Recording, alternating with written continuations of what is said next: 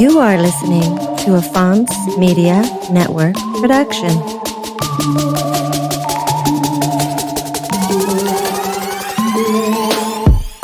Hello, World Ablaze listeners, and welcome to episode 56. Today I have the pleasure of having Ryan McBeth on the show as my guest.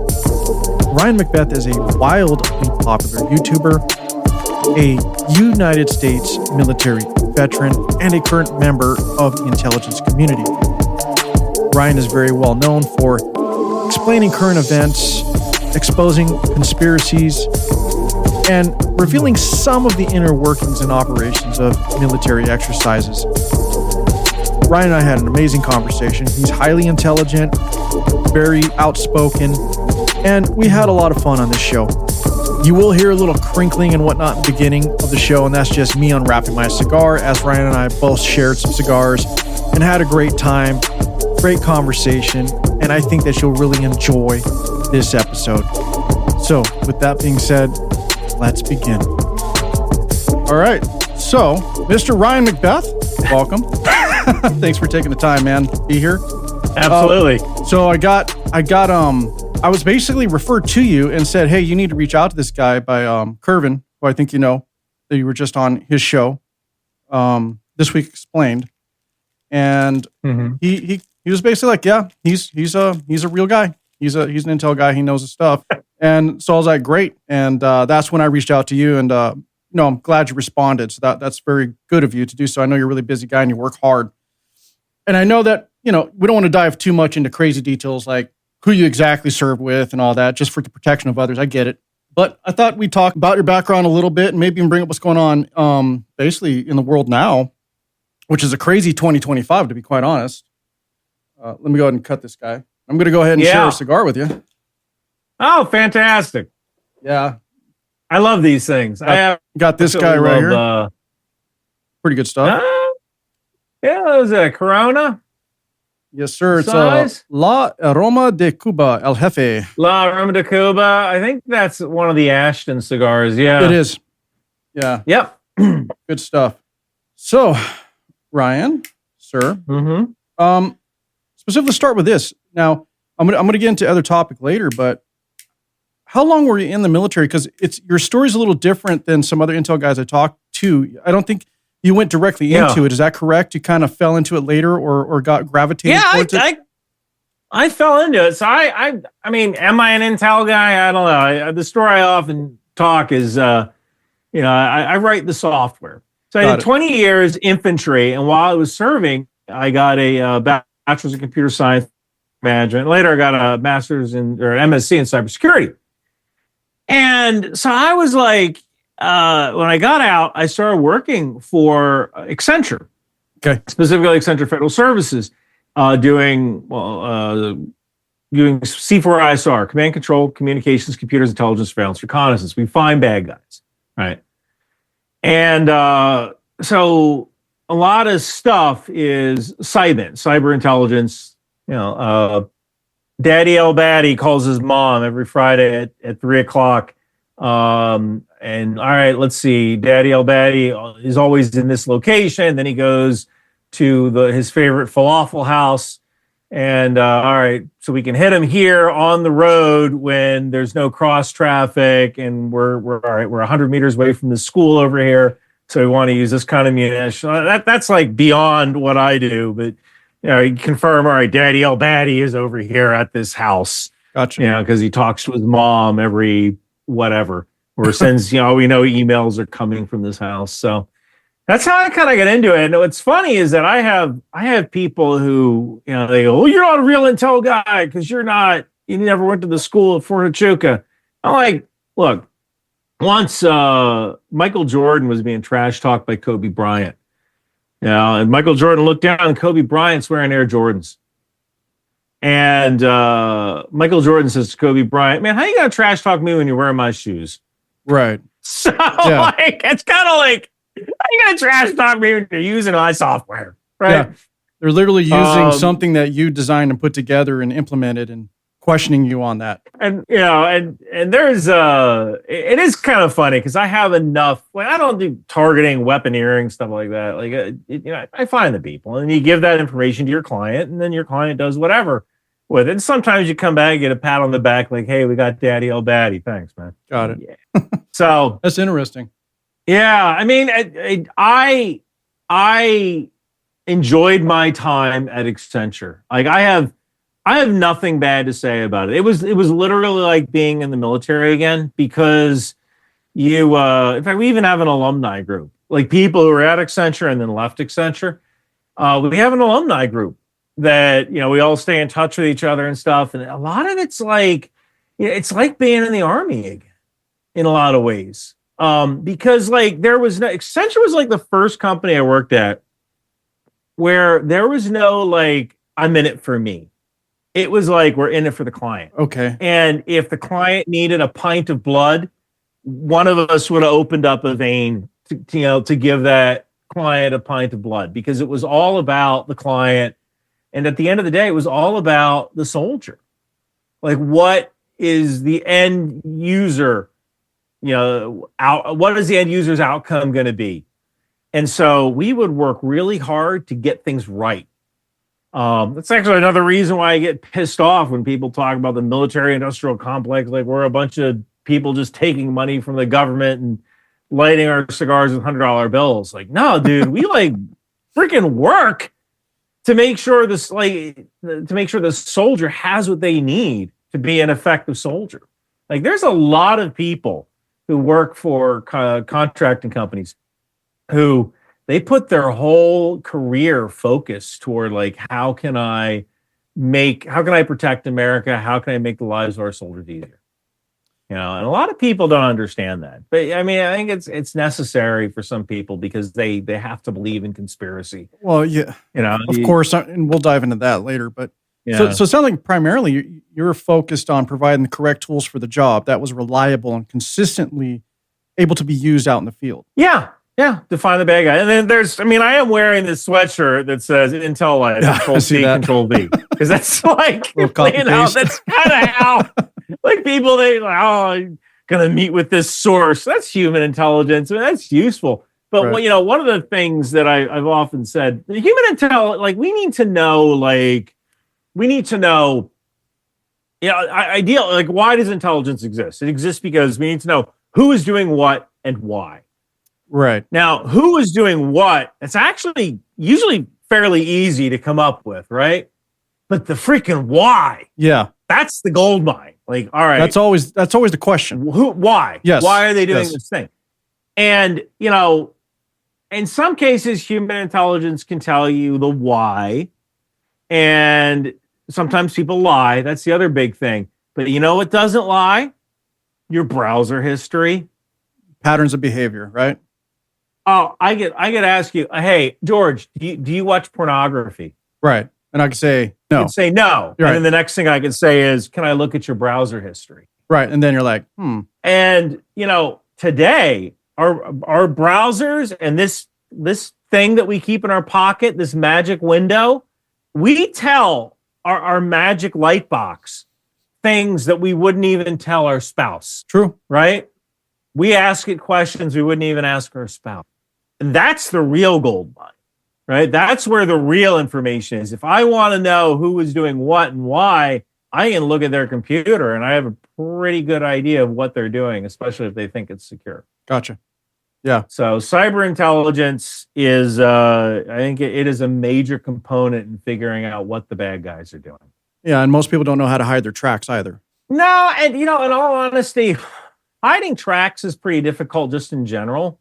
There is just so much digital exhaust that we don't know about. I mean, do you remember hearing about the fitness trackers that exposed some of our bases? Yeah, a while back. Yeah, it was a couple of years back. It was like Fitbit and Garmin. Yeah, I remember the Garmin part of it. If your workout, if your Strava is public, people can see every day where you're working out, what you're doing. And where are guys going to run? They're going to run on the perimeter of the base, right? Because that's the longest distance. So, all right, now we have a map. Now we know here's the perimeter of the base. Right. And things like that, like it is very difficult to turn that stuff.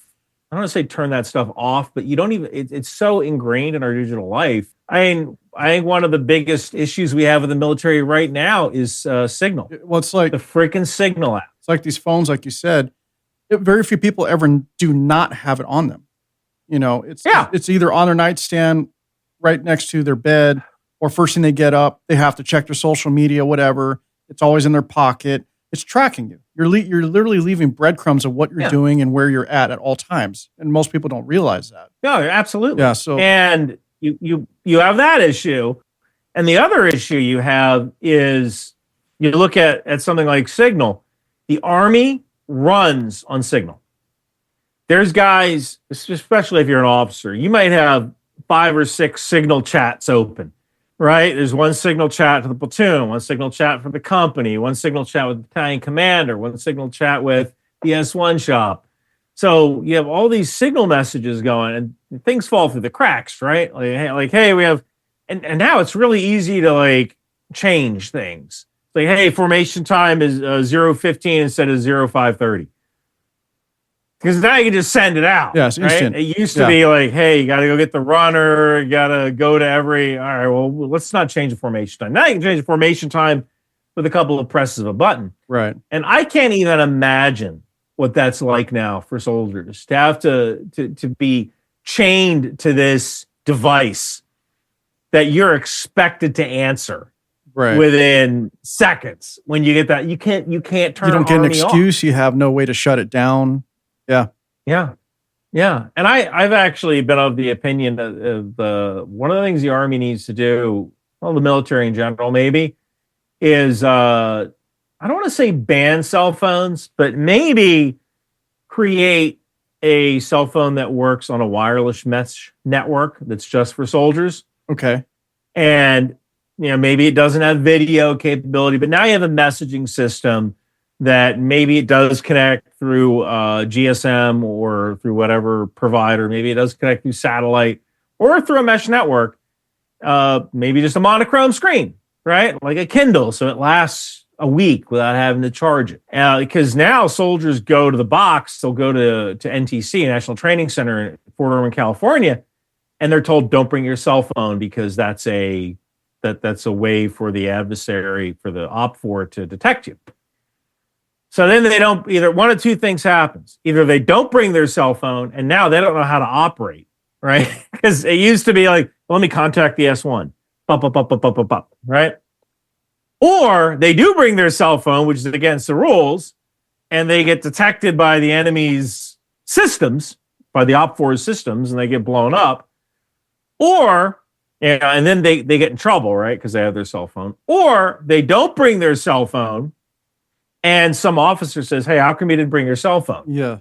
Right? We're trying to get a hold of you. Well, the rules say don't bring it. Well, you're an officer. You're supposed to have your phone on you. You gotta work within the rules so what do you do? Well, maybe have a separate cell phone. Damned if you do, damned if you don't.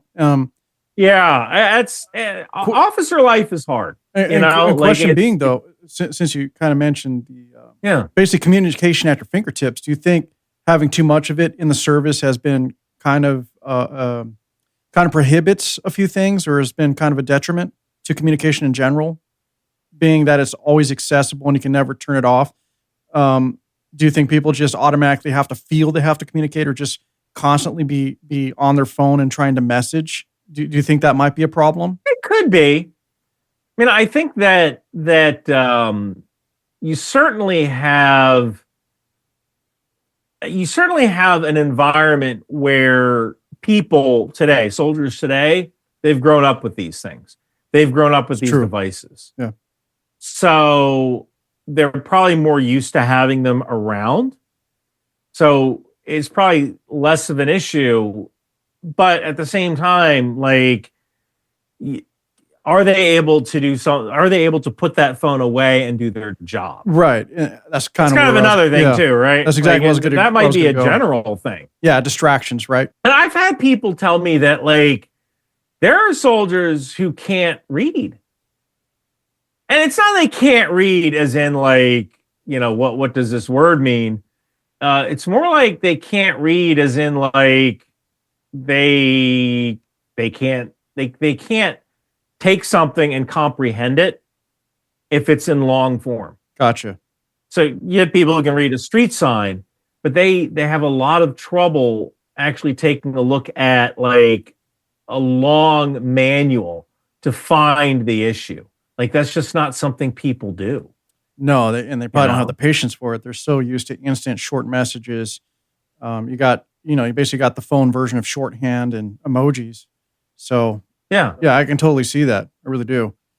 Well, that's interesting. So military wise, do you think that we've improved over the years, or have we kind of fallen back? And if you don't want to answer, that's great. I just wondering from your perspective. I have family members have served. My nephew's in the Marines. I think that soldiers today are just as capable and willing and competent as soldiers from 20 years ago.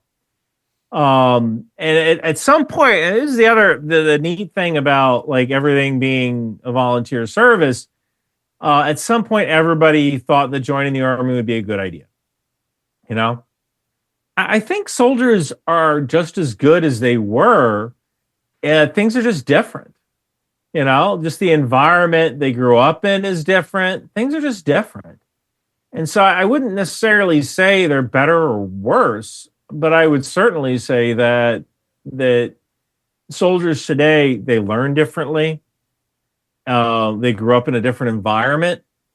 And, we need to focus on the fact that as our society changes, what we expect from our soldiers needs to remain the same, but we need to go about it in different ways. I mean, I'm from the generation where you didn't get tattoos, right? Like if you got a tattoo, like you were kind of a badass. Right. Like people didn't tend to get tattoos.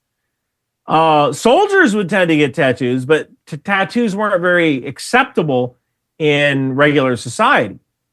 And then what happens? Then tattoos start to become acceptable in society, right? You see chefs with tattoos.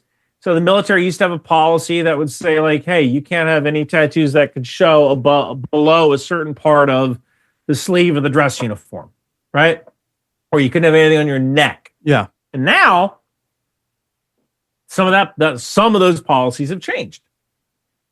And that doesn't mean that we're any weaker.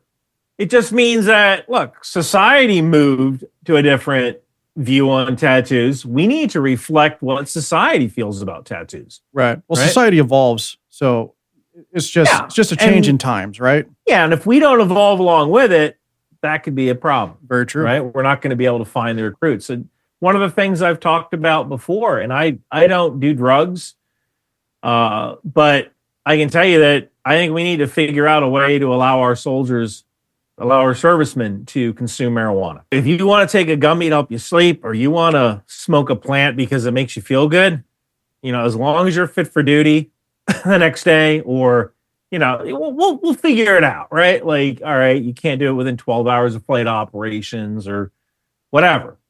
But I think that things like marijuana use, beards, that's another thing. I think 1/3 of all African-American men suffer from razor bumps, ingrown hairs. All right, why are we making them go get a shaving profile every couple of months? Why? Because we have this idea of what a soldier should look like. And you look at European armies, you look at Ukraine, those guys have beards. They seem to be able to fight. And, you get the argument, well, what about chemical weapons? All right, well, then you have to shave. Sorry. But right. Until that moment, let them have a freaking beard. Yeah. We could probably solve recruiting very quickly with just allowing beards and allowing soldiers to partake in recreational marijuana use. If we could do that tomorrow. We can do beards tomorrow. Marijuana might take longer, but we can do beards. I think that'll take longer, but I think you have a point there. It's just figuring out how that would be regulated and how they'd be able to use it. But it does calm your nerves. It helps you sleep. There's many benefits to it.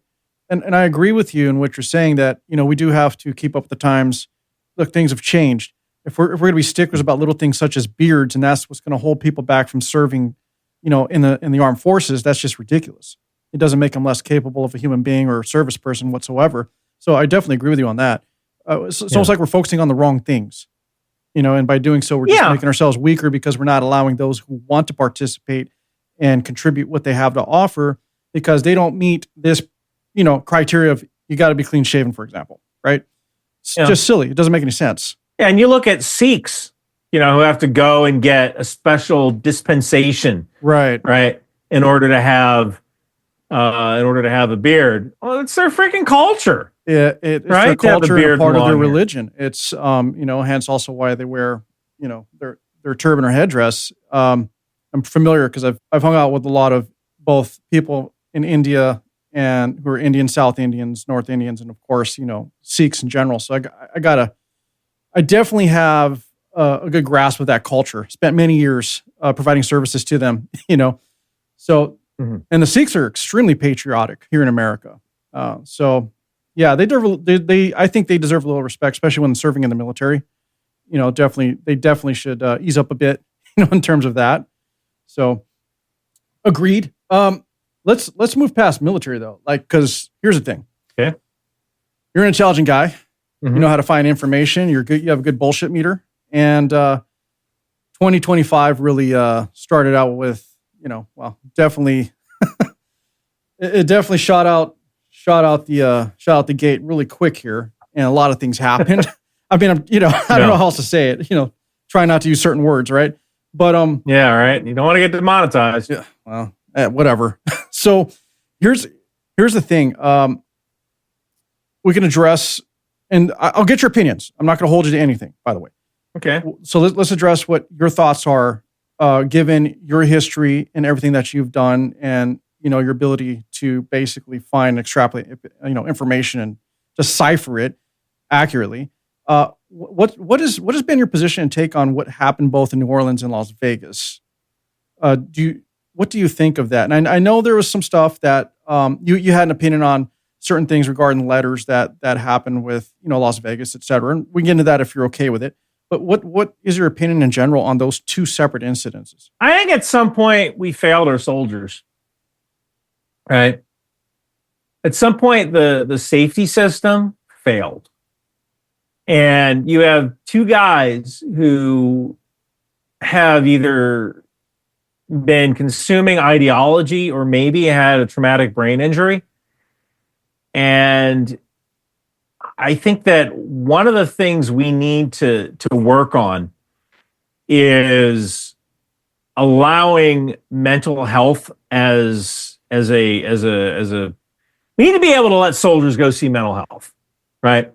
Like if something isn't feeling right, and just because you don't have a physical injury doesn't mean that you might not have a mental injury, or something like CTE. Was it the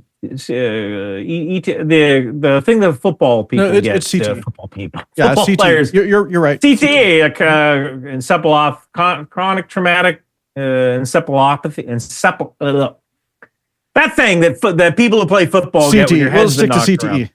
CTE. Yeah. So, if you have something like CTE, you've been injured, but that injury is invisible. And so, all right, well, why haven't you gotten that looked at, right? Are you afraid that people are going to call you weak for going to see mental health? When you have a genuine, honest to God injury, even if that injury isn't seen, isn't visible.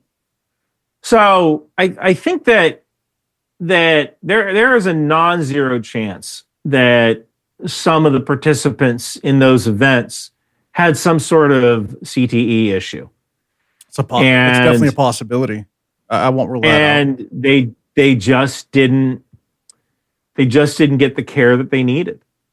Now, there's also the possibility that, at least in the New Orleans case, where you had a guy who just, life wasn't going for him so well, and he finds another path, and he decides to go down that path and hurt people. That's I mean, I don't know how you fix that after they're gone. True. It could be something as simple as like, once you join the military, like why aren't we checking up on our veterans, right? Yeah, I agree. And I do have a friend that brings this up quite a bit because, he's in and out of whatever the VA allows him to get in terms of treatment. He's at their mercy, really. Yeah. And this has always been a concern for him and other people I know who served. And you're right. There's always that manly, macho, and even if you're not a man, whatever, it's just that there's that level of like, I'm not a weak person. I'm not going to go ahead and submit to getting, care for whatever's going on in my head, right? And I think your point about CTE it's a valid one because it's something that it's not detectable immediately. It just kind of comes on and there's no real cure for it. You just got to kind of manage it and it gets progressively worse over time. Yeah. So I think you might be onto something there. And that could have been the case as to why, these people chose to do what they did, right? New Orleans, I don't know. I'm not an expert in it. I just know what I've read and based on the information that's been released, one person, serves in the military, U.S. citizen, and decides I'm going to go ahead and commit to Islam and to, just extremism in general. Fine. But I'm not sure what caused that. Yeah. As far as Liversburger go, I can't figure that one out. You got a career Green Beret, someone who's still, serving, etc. I can't really make sense of that one either. And I'm not going to say what exactly happened because I can't. I really can't. Yeah. But it's just, that one's an interesting case. The thing is, I'm not going to put you on the spot and ask what you believe, but I will ask you about the letters that were released. Like the 2 emails and then the other one. What was your take on that? I mean, it kind of just came out sudden, and to me, it looked like it was almost written by 3 different people. And kind of what you said about CTE might have been a contributing factor to that, but who knows? What do you think of that? Yeah, that doesn't. It's a tough one. It's a tough one because there's a lot of inconsistencies. Now, breaking news, I'm actually digging deeper into that because I think using the email address, I actually think I found the guy's phone number. This is kind of what I do. Interesting. So I'm sorry. Yeah. And I need to like cross all my I's and dot all my T's. I think kind of the thing that kind of upset me with the way that was handled was that the people involved, instead of, going to the FBI, let's make a video and try to make clicks. Right. As opposed to like that's a little, I'm actually familiar with the person who broke that story, and there's some issues with that particular individual. Yeah, I'm familiar with it. I had encountered that person before. There was this video or this post this person made about Fort Novacell. Now, like, we don't have any money to train our pilots at Fort Novacell. I was like, dude, I'm going down to Fort Novacell to make a video in 2 weeks. Huh.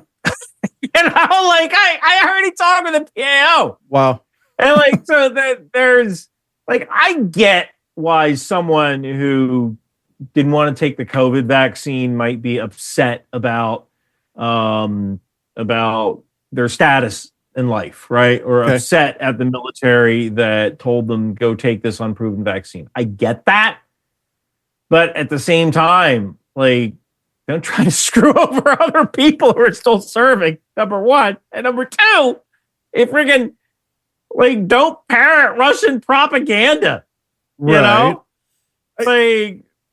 It's just there are a lot of questions that need to be answered. I think part of the issue is that it's the source of the message, not necessarily the nature of the message. That's kind of an issue. And I think more digging needs to be done. There's also some other issues because, if you were a bad guy, let's say, or if you're a bad guy, if you are running from the police, you probably shouldn't take a Cybertruck, right? Agreed. You probably shouldn't leave something that makes a paper trail unless something so freaking flashy and draws so much attention. I mean, Why would you do that? Yeah, unless you wanted to have a paper trail. Yeah. And because like in your mind, like this is the only way this thing can get any attention is if I create an electronic trail, a breadcrumb trail. But like if you really were on the run from the police and they were trying to find you, that guy, I'm not a counterintelligence guy, but like if I wanted to disappear, I certainly wouldn't use a Cybertruck to do it. No. Right? Agreed. Unless I wanted to be tracked, which kind of gets into another thing entirely. I'm on the same path you are right now. I get where you're going with it. Yeah. Why would you leave such an obvious, like you said, trail of breadcrumbs? Why would you do that? It doesn't make sense to me. It doesn't. And of course, without naming names, I know, we'll avoid certain names. I'm personally not afraid of any of them, to be quite honest. I can care less as long as there's facts and data behind it. But, I just think that this was a case of, yes, the story shouldn't have been broken how it was. It should have went to the authorities first. Let them get their hands on that. Let them see what's happening with it. But no, it turned out to be a big media fiasco. Maybe it was all about likes and clicks or just trying to be, hey, I got the breaking story. I got to get this out. I think it should have been vetted more, personally, because it's really hard to determine, all the facts involved with that. It was just kind of a sudden, oh, by the way, we found these IDs that weren't burned and whatever. Oh, and by the way, this happened. And hey, look, now we have these messages out of nowhere. So there was definitely a lot more digging to do before, they really broke that story, I think. They could have just said, hey, we found some communications that may have been, sent or related to Matthew Laversberg. They could have done that, but they chose not to. And so I kind of had an issue with that too. And it's also a case of where, let's say someone like yourself, this is what you do for a living, and you're like questioning it and you get criticized for it. And it's only because maybe, the other said person just happens to be a more popular person in the media space. And so somehow that person's more credible, which happens a lot and doesn't really make much sense. So I hate that too. And I don't think that's the correct way for people to view that situation either. It's ridiculous, personally. But I'm with you. I think more digging has to be done. Is that something that you're going to continue to do and eventually? Oh, yeah. Yeah, I'm actually doing it right now.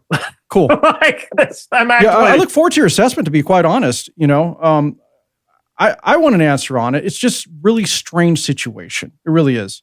And I think too many people are jumping to conclusions without having all the facts, personally. Yeah. So, yeah, there's that. But, yeah, well, not much more to say on that until we know more, right? Well, what do you think's going on? Well, I know you don't want to get into politics because that's not what most Intel type people do. You want to stay more neutral, and it's understandable. Mm-hmm. But how do you think moving forward in 2025, where does America fit into the geopolitical space or in the world right now? Once Trump actually takes the reins, and we don't have to talk about Trump in general, but just how everything might be approached and handled, and how the world might see us moving forward. What do you think about that? So I think that in a lot of ways there's a new sheriff in town, okay. Right? And I think that one of the things that President Trump has that not a lot of other people have is he certainly has his own way of doing things. Yes, right? He does. And so what you have now is a guy who you have world leaders who might be questioning how they're going to proceed with their way of doing business, because you have a guy who is a genuine, honest to God wild card, right? Exactly. Yeah. I think it's certainly going to be the case with Iran, where for the most part, what we've seen coming out of the current administration, and we're recording this on January 7th, right? It's almost like you do have a guy who's checked out, right?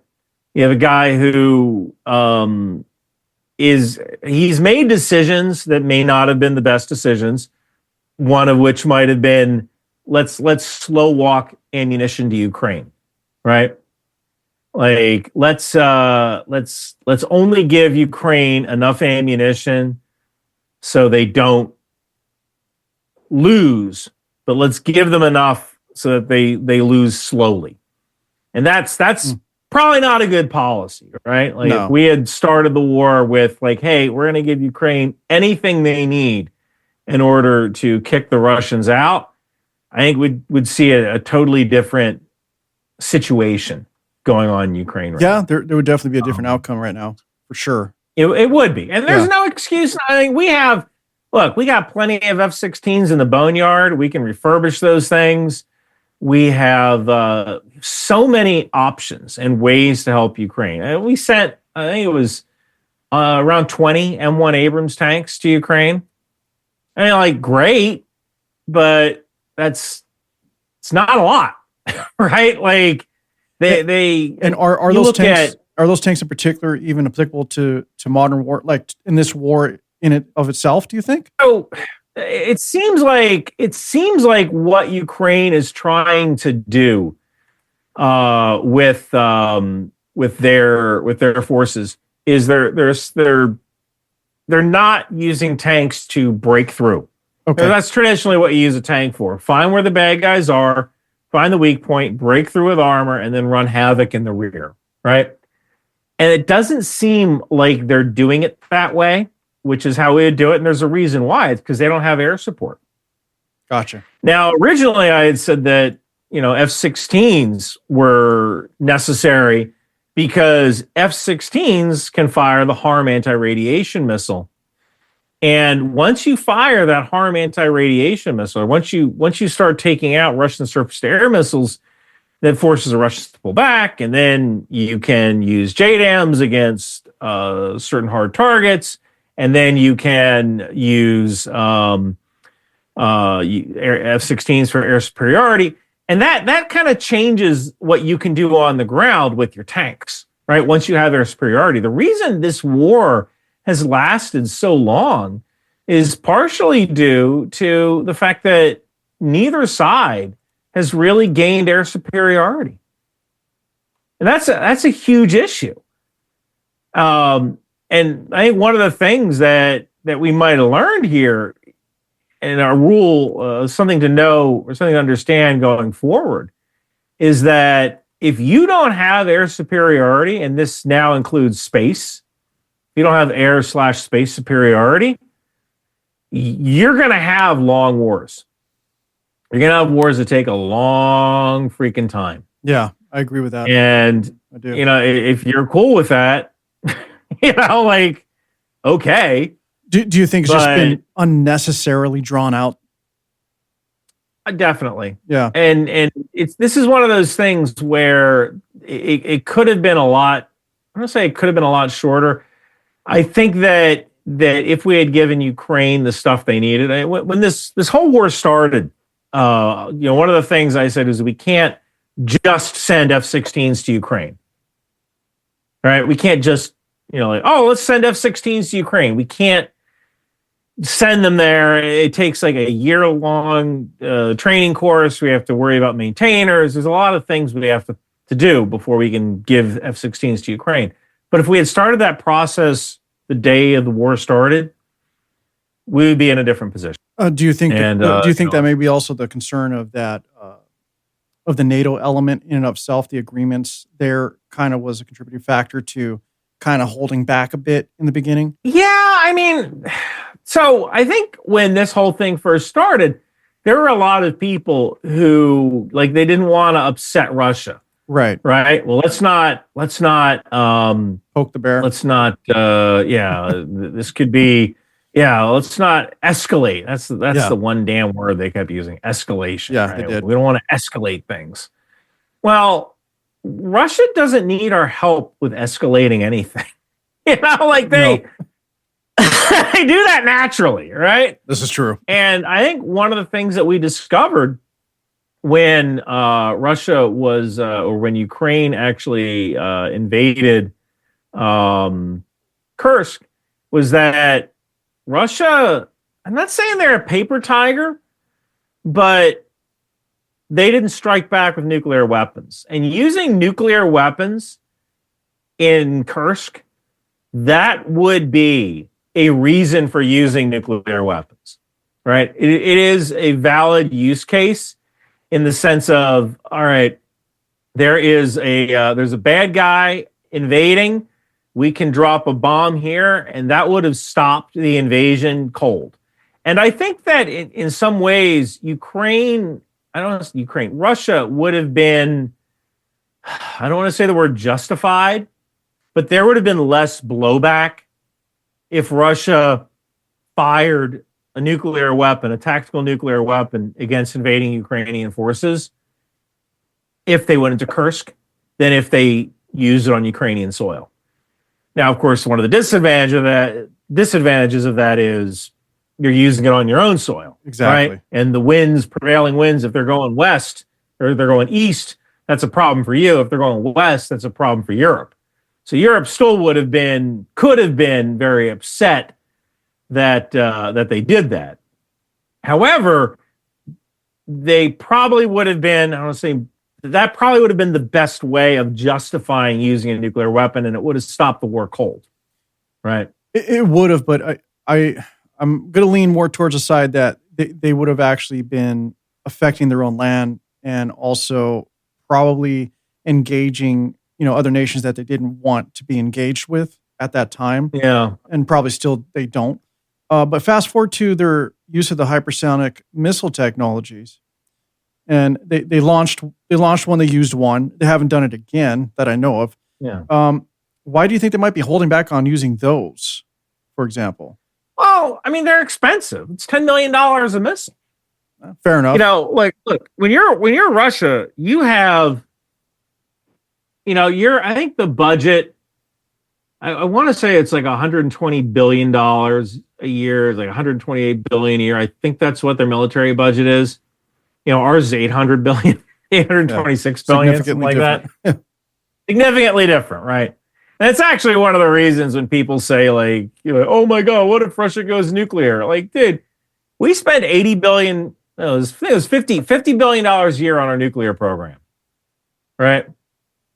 And we have roughly the same amount of nuclear weapons as Russia.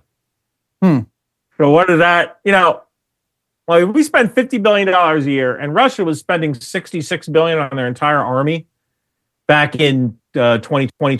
So, I think that I'm certain that there are some Russian nuclear weapons that have been maintained. They have their tritium refilled. They've gone through at least 2.5, I think, tritium cycles. Tritium is the booster that you use in a nuclear weapon that decays, kind of like the same tritium that's in my gun sights, right? Gotcha.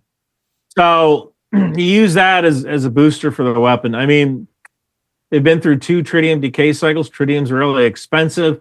So I could easily see Russia making sure that they have a couple of working warheads, especially on like their Bory-class submarines. But their whole arsenal, not a chance in hell that they have their whole arsenal ready. Now, granted, one nuclear weapon might be too many. But I think this whole specter of, oh my God, what if Russia goes nuclear? I don't really see that as a realistic thing, because if they were going to do that, Kursk would have been the place to do it. And they didn't. Gotcha. So I think we got off on a tangent somewhere. Oh no, it's fine. You're giving your opinion based on the facts and data you know about this, and it's important to point that out. And it's interesting how, basically we spend more than Russia, but yet we have approximately the same amount of nuclear warheads or weapons, which is kind of telling. It's crazy, right? Yeah. And of course, hypersonic missiles are expensive. And then Russia just lost one of their major, income sources, right? They're no longer going to be supplying gas. They got cut off there. I forgot where it's coming from now. But, a lot goes in the head. Sometimes it just doesn't stay there. But I know that they lost that source of income now. Right, so there's money off the table for continued funding from that side, also for Russia. Interestingly, though, relationship-wise, you're taking what's going on with North Korea right now. How they just suddenly were a part of supporting Russia. Now, I kind of can understand the relationship with Russia and North Korea. I get it, but that being said, they've been in the war in Ukraine. And fast forward, here they are now allegedly testing their own hypersonic missiles right? They just launched one, fell into the sea over there on its way to Japan. But we don't even know if that's confirmed. I know they've been testing them for since 2020 or something like that? I think they've been trying to test those for a while. But I don't know if they really have that technology. Now, is a lot of that, you think, attributed possibly to the relationship they have with Russia currently? Or do you think Russia's sharing technologies? I think they have right now? to. Yeah, I think they have to. Like that's something they absolutely have to do. The big issue with Russia, people talk about how big Russia is. They have all these troops, but they also kind of don't. Gotcha. For the longest time, Russia had this deal with their population. Okay. The population said, listen, you can do whatever you want, have whatever wars you want, but don't touch our kids. Because the second you touch our kids, that's when we're going to have a revolution. And so as long as you don't touch the kids in St. Petersburg and Moscow, then you don't have to worry about Russian people rebelling against you calling people up. Now, a couple of years ago in 2022, in the summer, Russia had a general mobilization.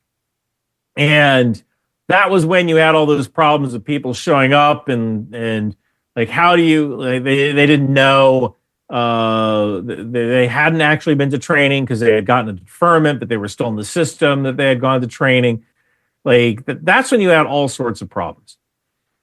So what Russia has tried to do is they've tried to just do volunteers, just do an all volunteer army. Like we're still going to have conscripts, but these conscripts are going to be safely in the rear lines.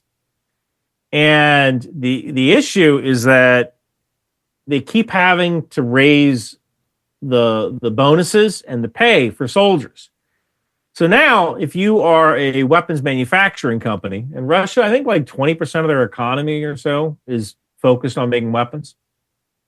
So if you're manufacturing weapons, now you have to outbid people who could get more money by joining the army. So then the weapons manufacturers have to raise the wages. And so the army then has to raise the wages. So the weapons manufacturers raise the wages. And so now you have this kind of crazy situation where you have inflation going on like crazy, right? Okay. Because everybody has a job and everybody is making money at either in the army or in doing the weapons manufacturing thing, and that creates inflation. So now you have essentially runaway inflation inside Russia. And now you're at a point where Russia literally can't stop the war because the second they do, there's going to be a huge freaking problem. And that problem is like you're going to have a whole bunch of people unemployed. And that's how you end up getting the Ceausescu special, right? Okay, so you think they might be at the point that if they just suddenly stop this war, that it would just basically crash their economy? Or bring it to a halt? Look, you've just trained hundreds of thousands of people in how to use weapon systems, right? And now all those people are out of a job. Right. Now, granted, gun control is a little stricter in Russia than it is in the U.S., but men who want to start revolutions have always seemed to be able to find guns. Absolutely. And, you have a bunch of people who've been, who get out of the army because the war has stopped and now they can't find a job anywhere. That's a recipe for absolute disaster. Yeah, agreed. So it's almost like Russia literally can't stop this war. They have to keep it going. That's one of the reasons I don't think President Trump is going to have peace within 24 hours. Like, it's just not, it doesn't work for Putin. No. He's not going to be able to stay in power. And earlier, we dropped out a bit, so I might have missed what you were saying about why you felt they had to keep that relationship with North Korea. Yeah. So Russia, they need men. They can't get soldiers from the general population through a general mobilization, because the people in St. Petersburg and Moscow won't like that. Okay. Right. There's been this deal that, like, hey, do whatever you want, but don't take our kids. Take the other kids, don't take our kids. Right. So basically, they're relying on allies to help them bolster their forces at this point. Absolutely. Okay. And so, like, hey, we're going to give you weapon technology. We're going to give you maybe nuclear technology. You give us men. Got it. Why hasn't China stepped in though? So they're supposed to be one of the biggest allies to Russia, and yet China's been quiet in supporting or even electing to even step in and help Russia with their efforts. Do you think that relationship might be slowly just disintegrating? Like maybe they're just getting away from each other? No, I think that China's always got to do what's best for China. True. And it's not, actually fighting in Ukraine just isn't what's best for China. Because I think that would, China wants to sell cheap consumer products to everybody in the world, right? Yep. But we don't necessarily need to buy those products, right? Like if tomorrow, this is actually part of my book, The Wind Machine. If tomorrow China stopped selling cheap toasters, right, or cheap alarm clocks, someone would step in to fill that void. Might be South America, might be Mexico, but we would certainly figure out a way to use cheap labor to manufacture stuff again. Yeah, right. We would. That would happen, and it would almost definitely happen sooner if China decided to put boots on the ground and actually go fight in Ukraine. In other ways, like it makes more sense to have a weak Russia for China, because they're getting a hell of a deal on oil right now. Right. Like seriously, right? Like why should we go help? China doesn't want this war to end. Because the second this war ends, my God, one of two things could happen. If the war ends and Putin is still in charge, there is a non-zero chance that they might start selling oil to other countries, and now the price of oil goes up. And if Putin loses and Russia either fractures into a bunch of warlord states, which is, that's certainly a non-zero possibility that Russia could fracture into a bunch of warlord states, then they lose their oil as well. So it's actually best for China to just kind of keep this war going on as long as humanly possible, because they get cheap oil out of it. All right. So why would they want this war to end? Yeah, I can see that. Like they could have when the Houthis were shooting missiles in the Red Sea, China could have sent ships there and got experience in actually shooting down missiles, because they're going to need that for when they invade Taiwan. Well, that's where I was going to go eventually, but since you're I was saying, like, look, they're essentially farming XP. Right. They're when our forces were in the Red Sea, when the USS Carney, the largest distributor of Iranian drone parts in the world, the USS Carney rolled into the Red Sea. I think they had, I want to say 56 engagements. They went 56-0, right? USS Carney. And those people are incredible, those sailors. If I ever meet someone from the USS Carney, they're never going to have to buy a drink. And I'm serious. They did an incredible job. And what we learned from that environment where the Houthis are shooting missiles at us and we're shooting them down, we learned a lot about Aegis, about how our missiles function. We got a lot of telemetry, a lot of data on all this stuff. And, China could have sent a couple of destroyers there and helped out with the mission. Yeah, they have ships there for doing anti-piracy stuff. Right. So why didn't they do that? Well, I mean, it could be that they were afraid their missiles wouldn't work and they wouldn't want us to see that. So that might be possibly one thing. Yeah. Right. Another thing might be that they wanted chaos in that area, that particular part of the world, because somehow that benefits China. There's quite a few reasons why they might not have wanted to participate, in that. And you could say the same for Ukraine. China could send troops over to Ukraine and farm XP, learn how to fight. They haven't fought a war since they fought, Vietnam. And I think that was in 79, maybe 77, 79, I think. So it's really been a long time since they've ever really been tested. There is nobody. I doubt there's anybody left in the Chinese military who was on active duty when China invaded Vietnam. Right? So they essentially have no more experience. Now, granted, for us, all the guys who served during the global war on terror are either, high-ranking sergeants, high-ranking NCOs, or high-ranking officers. Those lieutenants and captains, they've been promoted since then. The war was, it's 23, 24 years ago. I'm almost 50. Me too. I'm 49.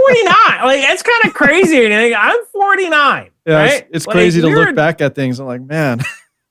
And we were in Afghanistan for so long that someone who was born on the day of the terrorist attacks could have actually been in Afghanistan.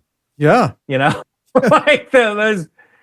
that's crazy. A guy who was serving in Afghanistan could have had a kid who joined the army and ended up serving in Afghanistan. Dang. Right? Yeah. That's kind of crazy when you think about it.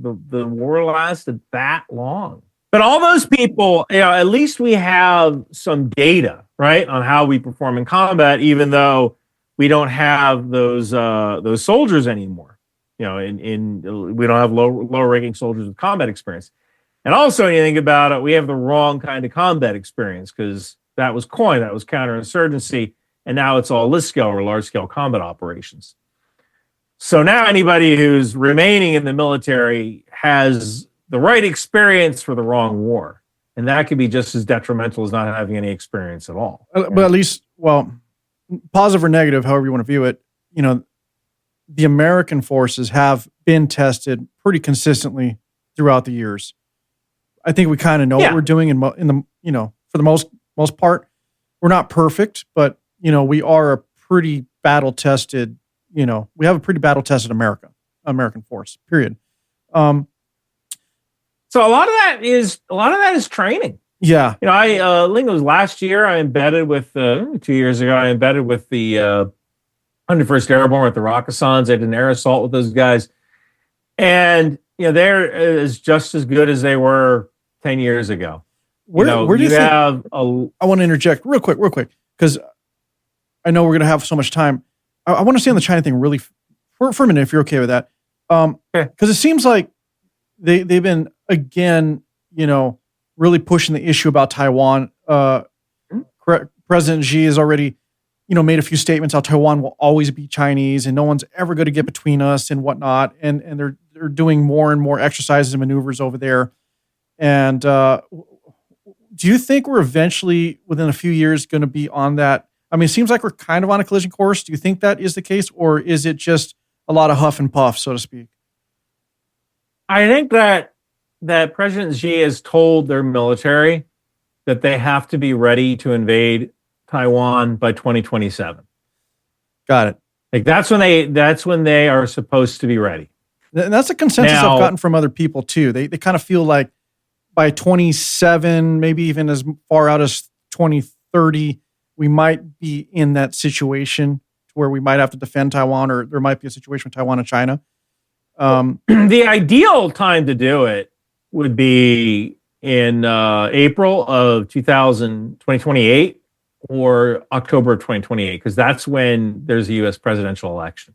Right, that transition. And nobody wants to make the wrong decision, right, during a presidential election. So that would be, 2027 is when they're supposed to be ready.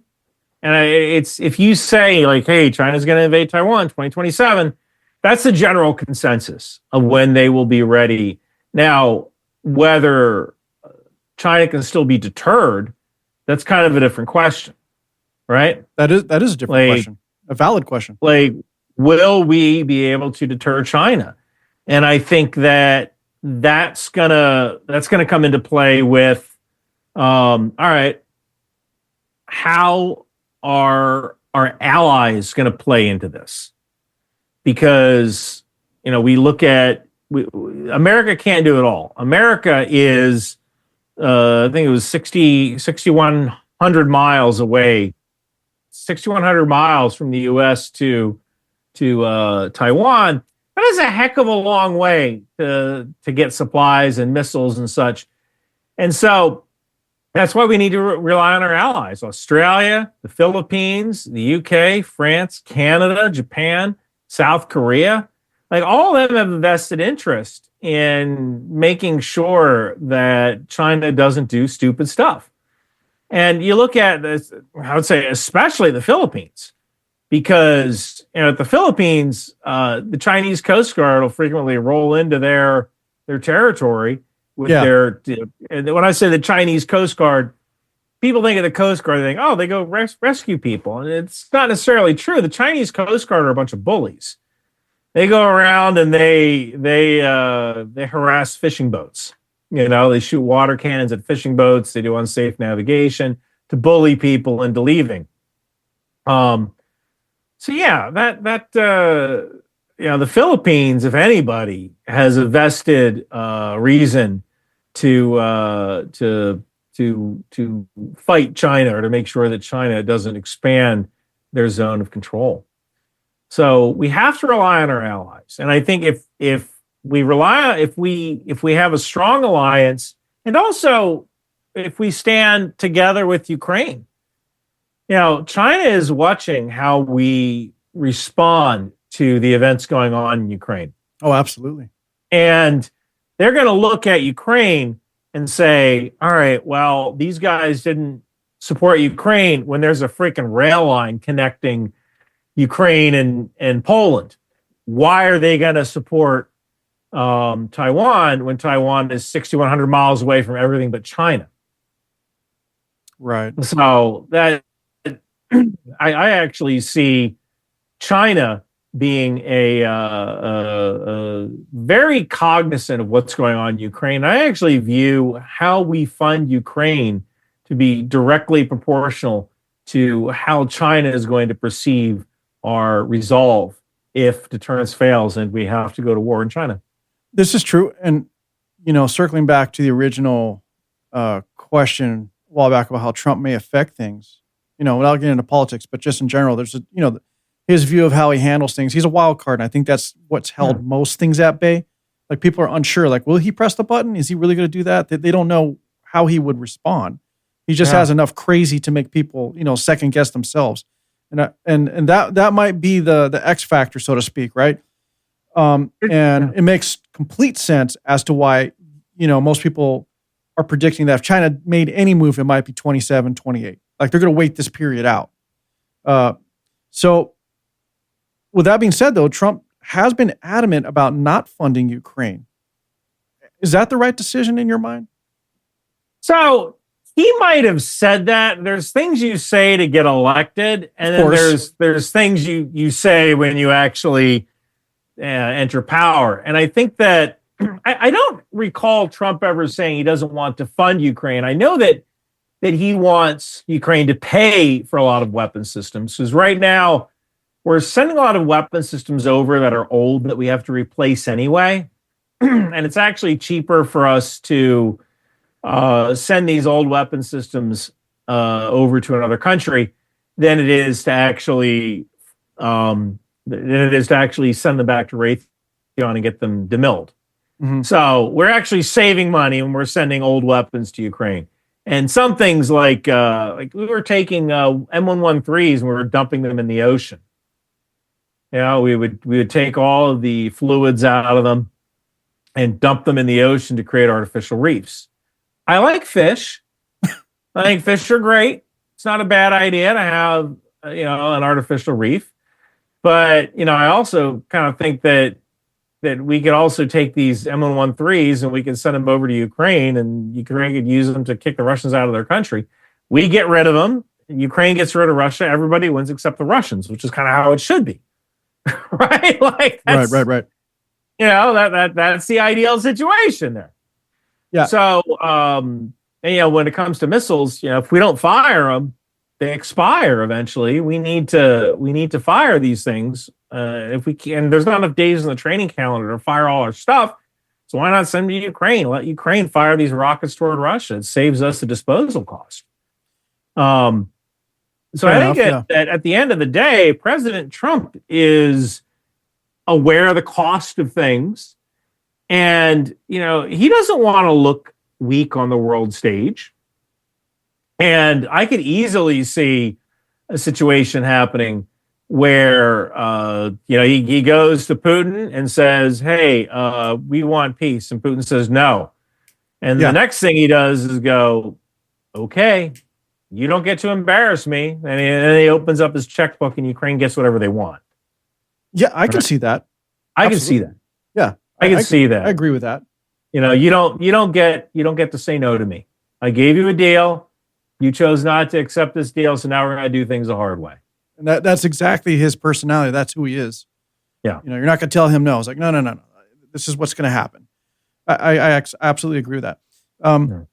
So that was a lot going on in the world that you kind of, shed a little light on. Let's dive into another topic that I know you talked about before, and I've been interested in lately, just in my talking to more people. But let's talk about OSINT, like open source intelligence. What really is it? Because a lot of people can always say that anyone could read the news and take multiple sources and glean the information and try to put two and two together, and make their own assessments. But what separates people like you, for example, and others in your field from just the average individual, or the normal guy like me, for example? So honestly, I don't want to say not much, but a lot of it's attention to detail. So when it comes to things like open source intelligence, you are using available open sources to figure out who is doing what and why. So let's say you want to know how large the Russian army is. Well, there's a couple of ways you can do it. One way is to go to the Russian army and ask, how big are you? Maybe they'll tell you the truth, maybe they won't. Right? Another thing you can do is have some spy tell you, hey, we're recruiting this many people this year. Maybe that's reliable, maybe it isn't. But if you know that every Russian recruit gets 2 pairs of boots when they enlist, and Russia just put out a contract for 200,000 boots, then you know that Russia is bringing on 100,000 people this year. Right. Mm-hmm. And so you have these little sources all over the place. And you can kind of grab that information and you can extrapolate from there. Like people had said that we don't really know the population of Russia. The population of Russia is actually half of what Russia claims it is. All right, maybe that's true, maybe it's not. You know how I'd figure that out? See how many grocery stores do you need per square mile to feed X amount of people, right? Because Russia, while they're not a democracy necessarily, they are capitalist. And that means, if there is a need to open a grocery store to serve a population, someone will do that. Someone will get the funding, they will open a grocery store. So one thing we could do, if we really want to find out the population of Russia, let's count all the grocery stores in Russia. Yeah. If we know that one grocery store can serve 10,000 people, how many grocery stores are there? Okay, now we know the population, right? So that's kind of another way of doing it. It's gathering this information by using open sources that can reveal all sorts of things you wouldn't normally expect. It's really paying attention, like you said, paying attention to the details and willing to dive deeper, not just saying, hey, I got 3 sources and now I have a conclusion. And I think one of the reasons that I've done fairly okay in this field is that I was a software engineer, and one of my specialties was finding and fixing bugs. So a lot of that takes persistence, Yeah. You have to dig and dig. You might dig and dig and dig for weeks. Well, not weeks. You're taking weeks. It's probably too much time. But for days trying to find the source of a bug. Right? All right. Where did this bug come from? And you dig and you dig and you dig and you dig. And I think kind of that level of persistence has helped me out quite a bit. Gotcha. Yeah, and that makes a lot of sense. I have a fear that too many people trust those who say that, they're offering their opinions or analysis, call themselves OSINT people that are just doing nothing but regurgitating headlines. And I've seen that. If you're regurgitating what you found on Telegram, that's probably not the best way of doing it. But, what you could do is you could take a look at something on Telegram and say, okay, does this make sense from a tactical perspective? Yeah. Right. No, and that's what I was going to ask you, Ryan. How is someone able to know they can trust that particular source, for example, like that OSINT person who's claiming to be, I'm the guy. Like I'm gonna explain everything. I'm gonna break it down for you. I have the answer. How do we know we can trust that person, for example? What's the best way for us to see if they're right? You look at their score. What is their score of being right to being wrong? Yeah. Okay. Simple but fair. Yeah. The proof is in the pudding there, right? You talk about how we verify OSINT people. It's like, proof in the pudding. How often they're right, all that. I'm not going to disagree with you. I just see too many people clinging on to disinformation. What I say, gleam the surface of information. They just believe the headline or whatever, and whatever's regurgitated and say, okay, that guy's correct. Here it is, and that's what I'm going to believe, and that's it, and that's as far as I'm going to go. And they tend to criticize others who dig deeper and somehow call people like you or me conspiracy theorists for just asking questions and going a little further. I don't think I've ever been called a conspiracy theorist. I've been called a CIA shill, and really? I've been told I don't know what I'm talking about, and somehow both of those things at the same time. All right, either I'm a CIA shill or I don't know what I'm talking about. Which is crazy. Which one is it? Given your background, which you can actually verify, it's like, why would people jump to that conclusion about you? It doesn't make sense. Well, I think for a lot of people, so some people are bots, right? Yeah, that's true. And some people, look, if you're the kind of guy who is, you get up every day, you go to a job that you hate, you work all day, you come home, it's kind of a conspiracy theory that lays it all out, right? This is why things are the way they are. And it's almost like you want to believe, right? Yeah. Yeah. You want to believe that this is true because, it's like, imagine like Harry Potter. Like, why was Harry Potter so popular? Well, you look at Harry Potter, who's Harry Potter's target audience? It's kids, it's teenage, young, early teens, something like that, right? Or these days, adults, people who grew up on it. Yeah. But when you're a child, you don't have any agency. You don't even get to decide what you put in your mouth, right? No. You don't even get to decide what you eat. Yeah, you're right. So it's a very powerful fantasy to imagine that you're actually a wizard and you know more than the grown-ups. You know more than the adults. You know the truth about how the world really works. I think that's why Harry Potter was popular. So I think in a lot of ways, conspiracy theories are Harry Potter for adults, right? You can have this fantasy world that only you know about, only you and your small group of people know about. I know the actual truth. The wool is being pulled over your eyes. Right. Yeah. That's a good way to look at it. It's an interesting take on that. And I think that's kind of the deal. But then you got the other people who they're not necessarily conspiracy theorists, but they question, like they don't stop questioning. Like there's no end to their disbelief. It's like, well, you said this, but what if? And then what if that? What if this? And they just keep going and going and going. And at some point, it's like, well, where's the baseline for you to believe anything? And it's like, what do you do with people like that who just don't trust anything whatsoever? So it's like, what is their truth based on? What do they believe is to be true at some point? Yeah, that's a good question. It is. There's no answer. I'm sure. It's just, I thought I'd bring that up because I do experience that myself. As we both grow in this space, for example, I'm starting to get out there more and more, and I'm experiencing that more and more with people as well. It's like no matter what answer you give, it's never correct. Great. And then you got the other side where there's a conspiracy theorist who's just like, no, you're wrong because X, Y, Z, but then they can't prove it themselves.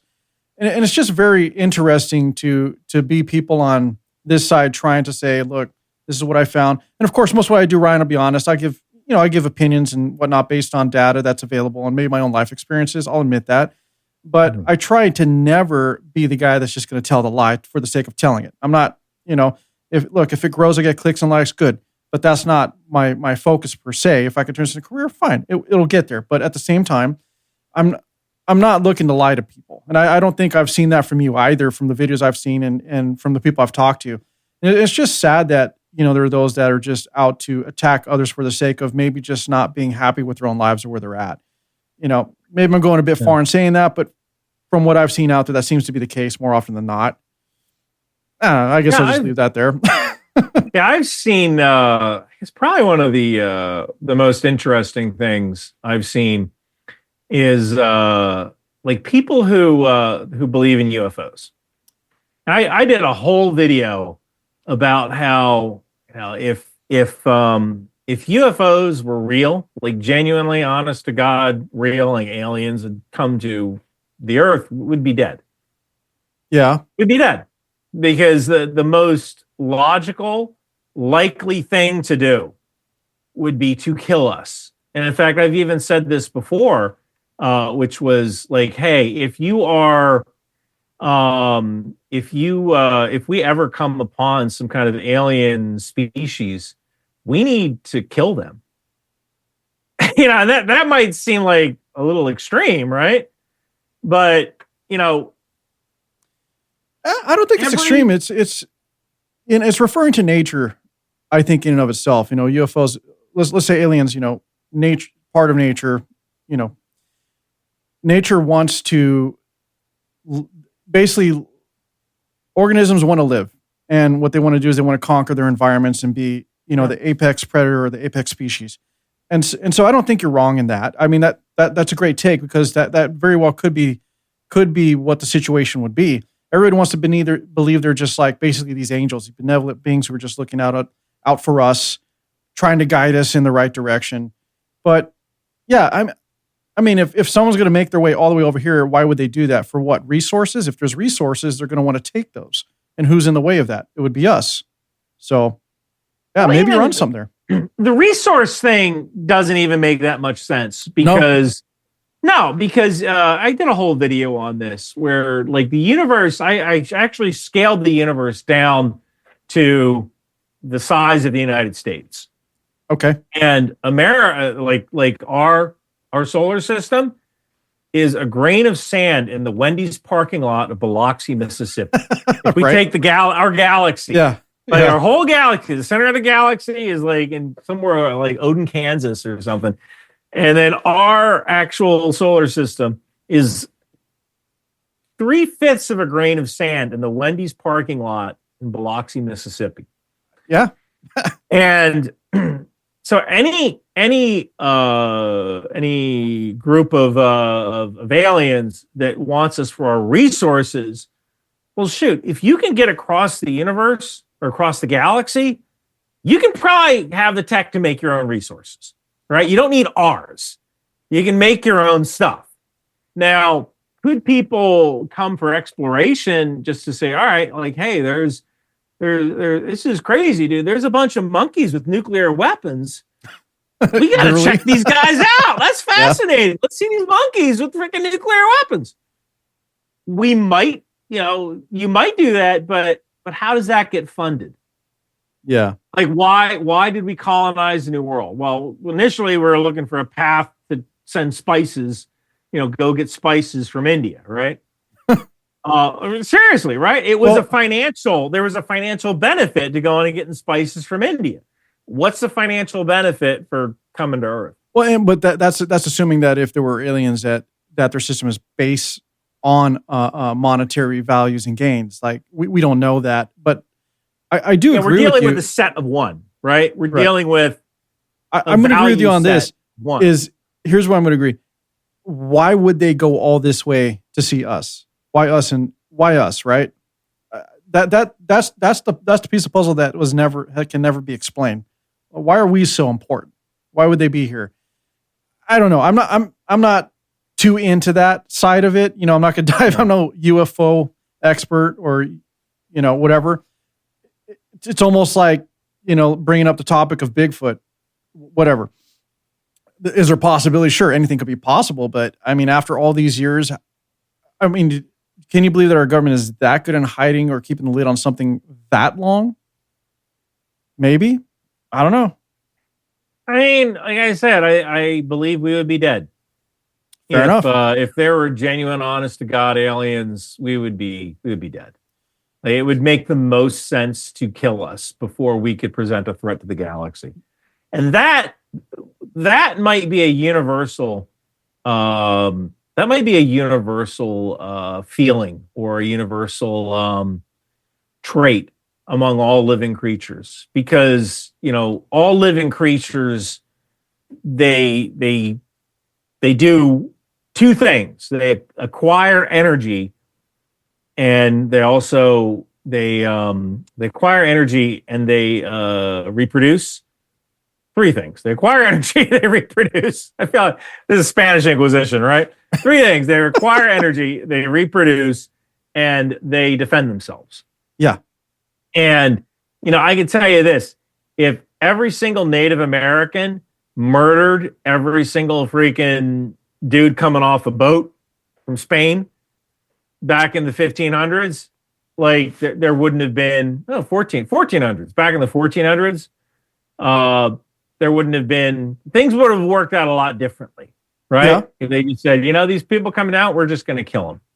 Now, Right. They would have sent more boats. They would have killed those people too, right? And I think things would have looked a lot different. Right. Now you're getting colonized on your own terms, or you're coming into the modern age on your own terms, as opposed to on the terms of these invaders. Just being conquered. So it would make more sense if you come upon a species, to wipe them out before they get a chance to do that to you. Because that's most likely what they, because by the time, look, distances are so far.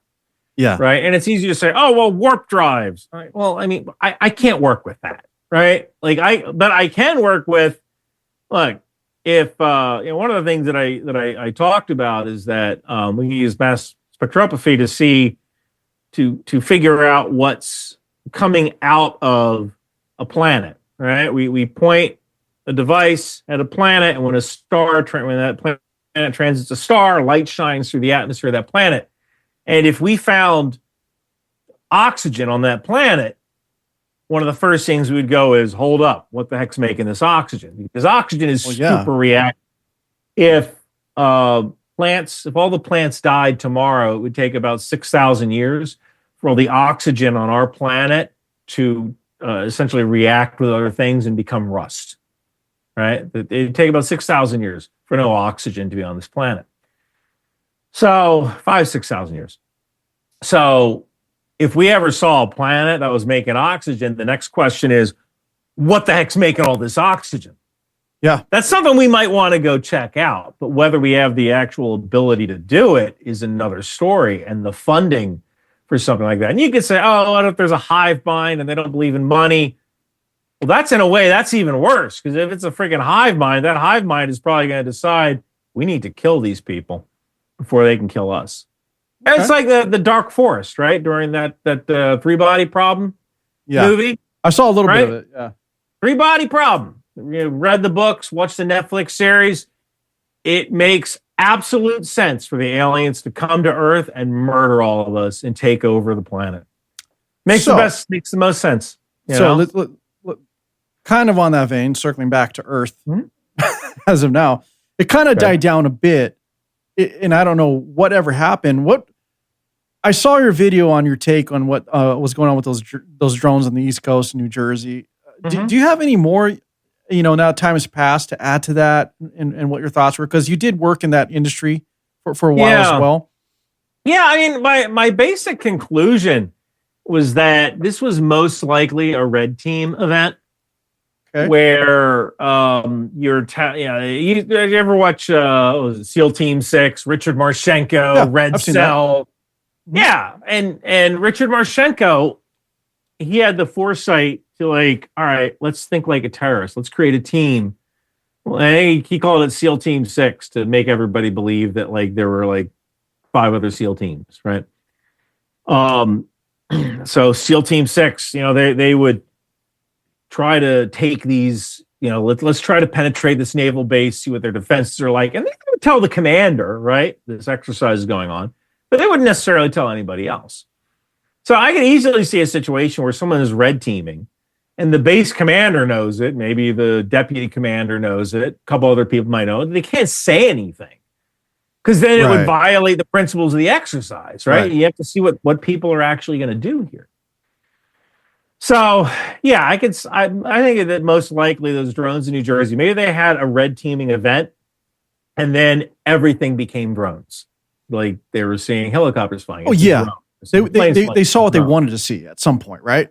Yeah, and again, it goes back to the whole conspiracy theory thing of well, I know the truth. I know about drones. Here's a real story, and that was another thing that people say. Oh, they're looking for a nuclear device that was stolen from Ukraine. I'm like, dude, any nuclear device that was stolen from Ukraine in 1994, that thing has gone through multiple tritium cycles. That thing has the plutonium degrades over time, where plutonium decays. It's a naturally decaying radioactive isotope, and so you have these little pockets of helium inside the plutonium. That's why you periodically have to remanufacture the plutonium, get all those helium bubbles out. The explosives that surround the pit, those decay, or those have to be maintained. The batteries have to be changed. And you could say, oh, what if they took it to a Soviet scientist or a former Soviet scientist? Look, dude, my kid would have to be really freaking sick to take money to go work on a nuclear device, because they will find you, right? Yeah. They will find you. Yeah, look how fast we found the dude who shot the CEO from United Healthcare. Yeah, super quick. If that dude went and shot some random stranger, oh, that's New York. What do you want? It's the price of living in New York, right? You go shoot the CEO of a healthcare company, they will find you, right?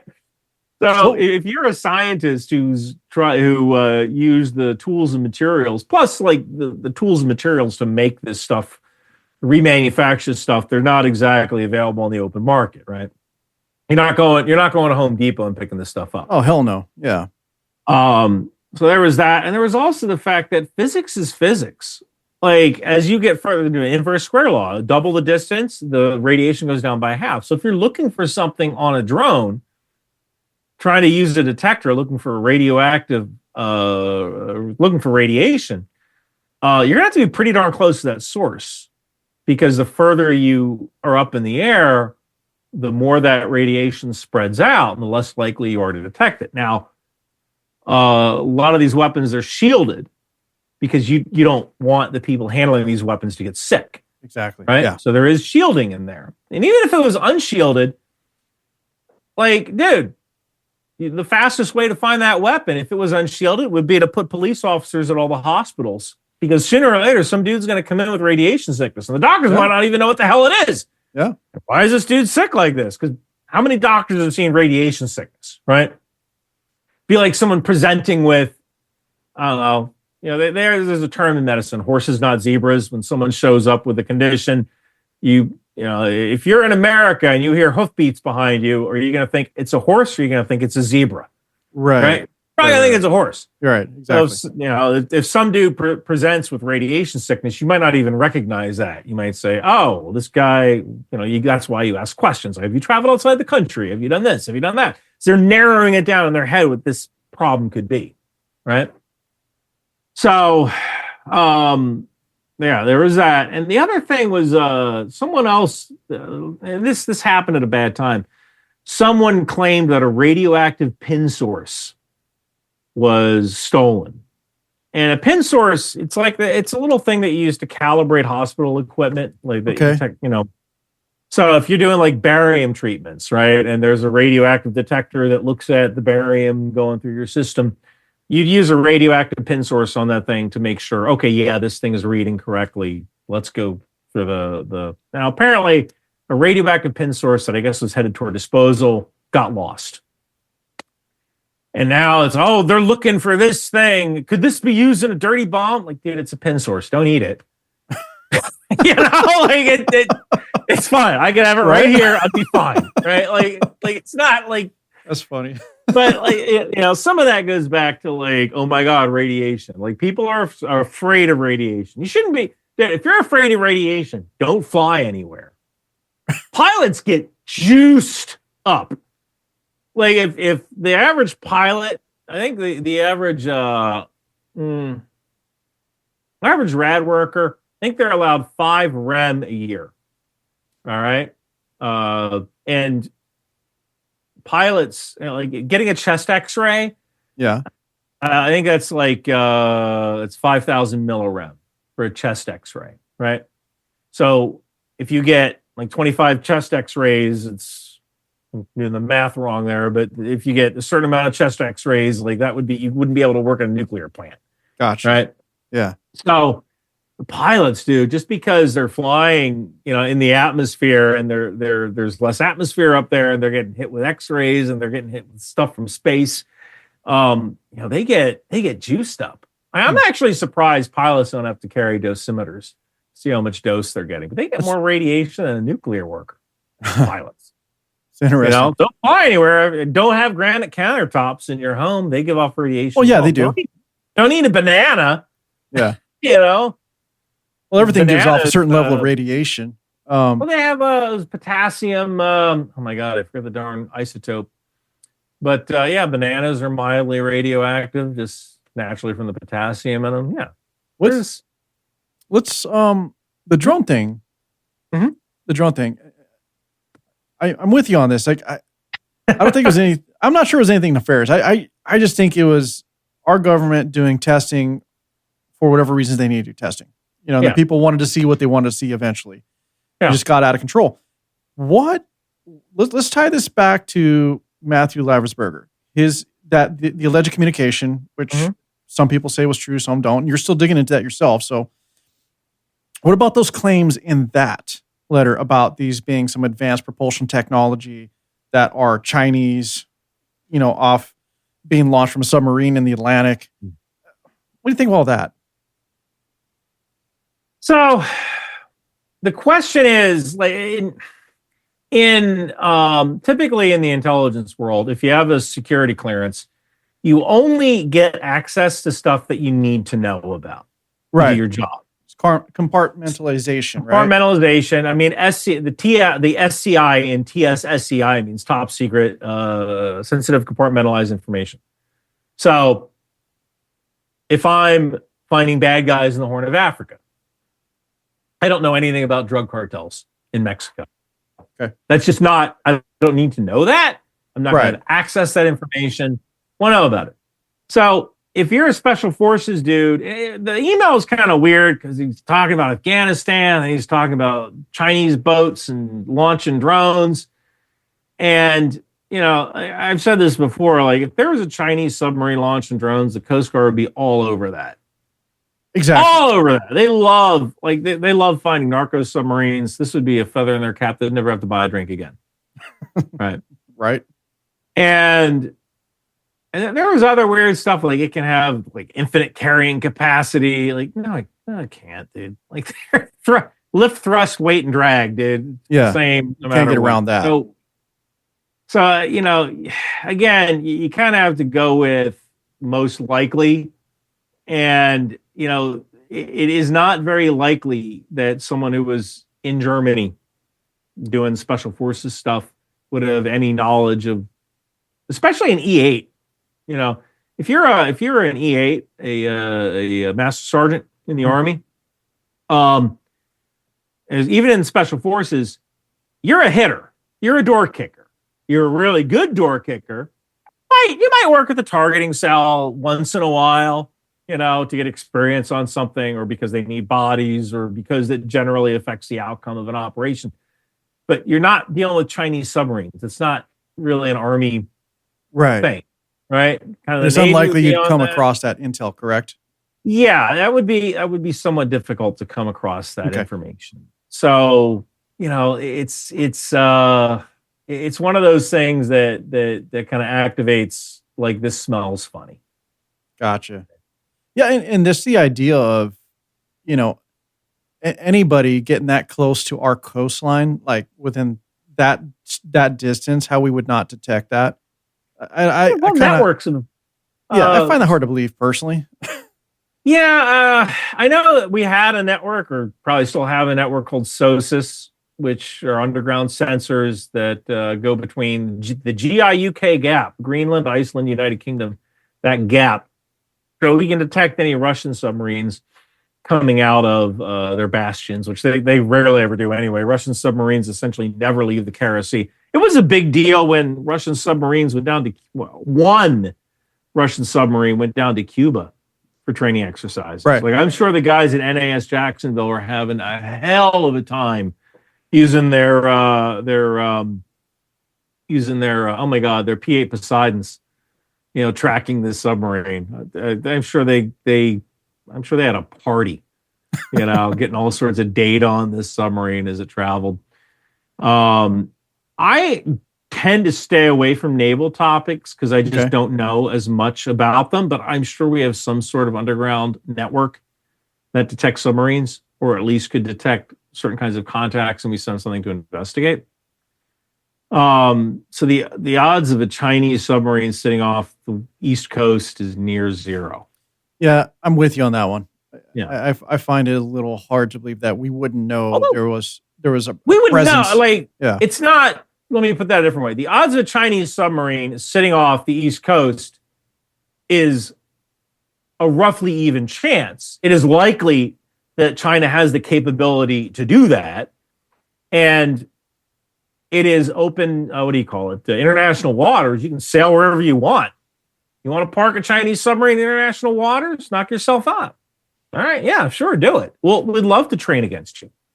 So it's certainly possible that a Chinese submarine could be there, but we would almost certainly know about it. That's basically was my point. I was trying to make, I guess, was we would have known at some point. We would have definitely known it was there. It wouldn't have just gone undetected. So, and again, I'm with you. I don't know enough about how the Navy works or what they use, but I find it highly unlikely that such a well-funded military such as ours would not have the capability to detect a presence out there. Oh, we'd be so on that. Yeah, that's what I'm saying. That would be. We would have so much fun. I seriously, it's such a great training opportunity, right? And sometimes people get bored. Why not? Why not? Use this as a training opportunity. Right? I mean, they're there, right? Might as well. There, yeah. Let's take this opportunity. Well, I'm going to start wrapping up because I'm sure you're very busy. I got a few meetings, and really quick though, I want to ask you, so what is your go-to cigar these days? What are you into? Well, right now I'm smoking a bone shaker, but I like the Camacho Reds. Yeah, a lot. The red Camachos. But Partagas Black Label, Partagas. Yep. Black Label. Very familiar. I love these little ones. Mm-hmm.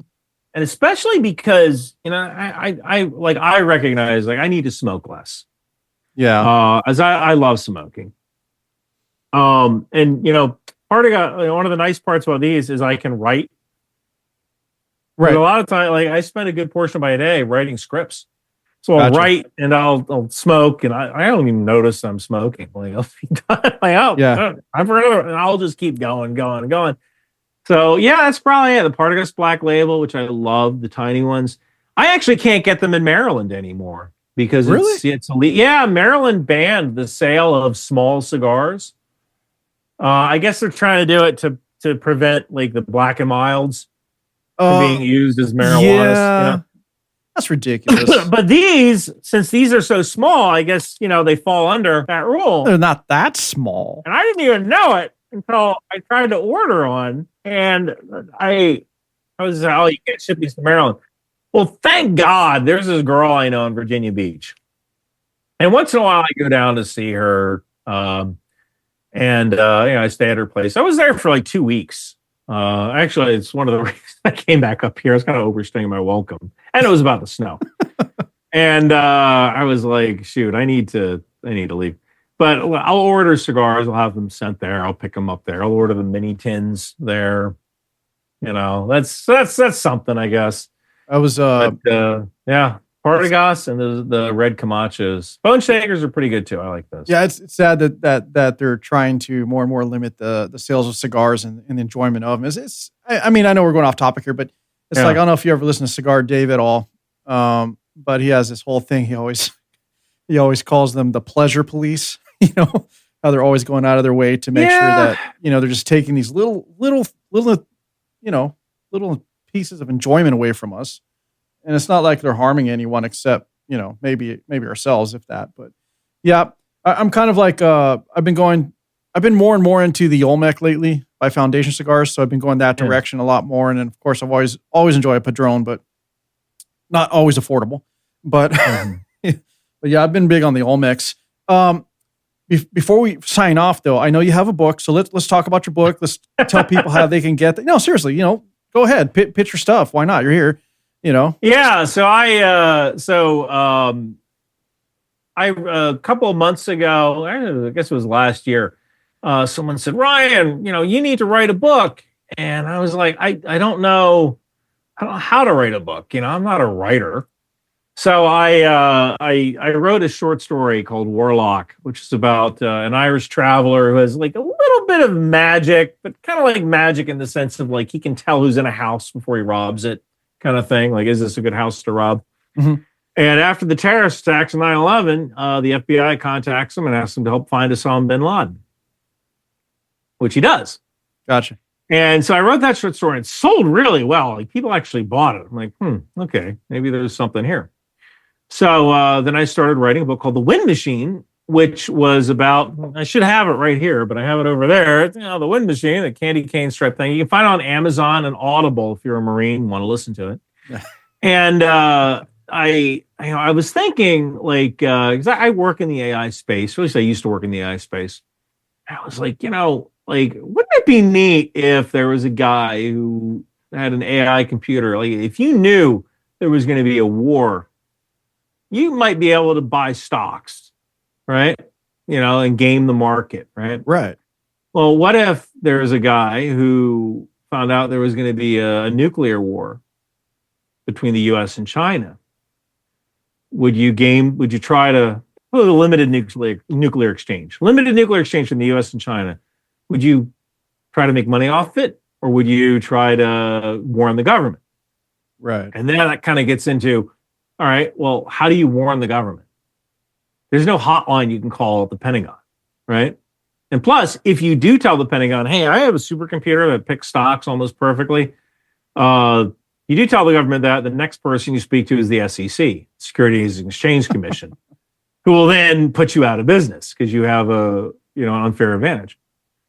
So now what do you do? That's kind of the question of the novel. It's essentially the responsible use of AI. Like, the plot is essentially, what if Dr. Strange ran a hedge fund? But right. The theme is the responsible use of AI.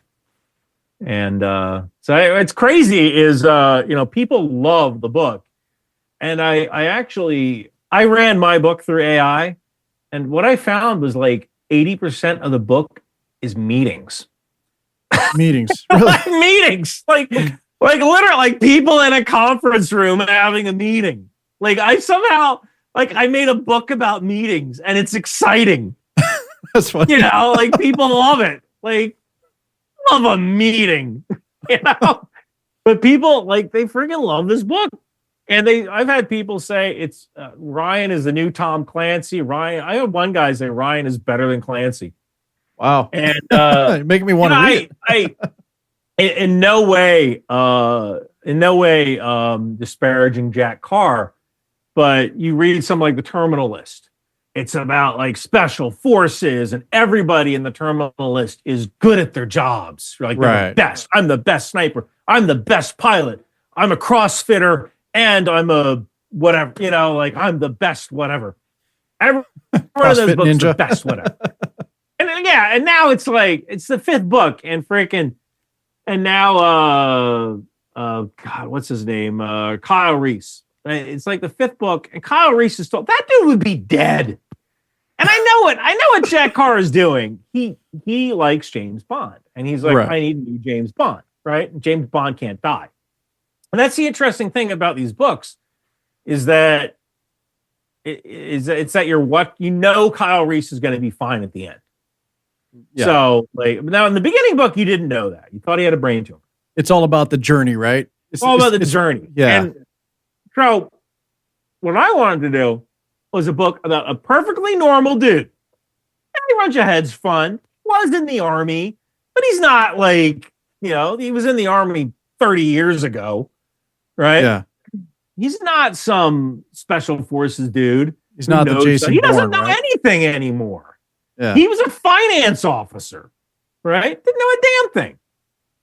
But he's thrust into this situation. He's thinking like, I was in Afghanistan.